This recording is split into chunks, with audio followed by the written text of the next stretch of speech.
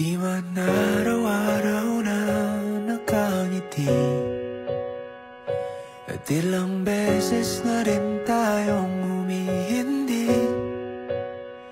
Di na mapilang ang ating mga tampuhan, away bati natin di na malayan.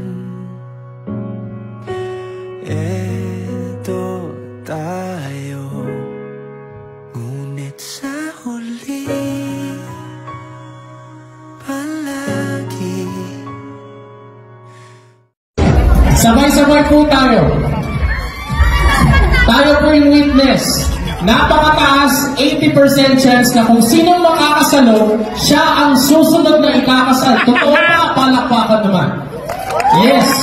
Who will be the next to walk down the aisle? Sabay po tayo. Let's count it down in 5, 4, 3, 2, 1!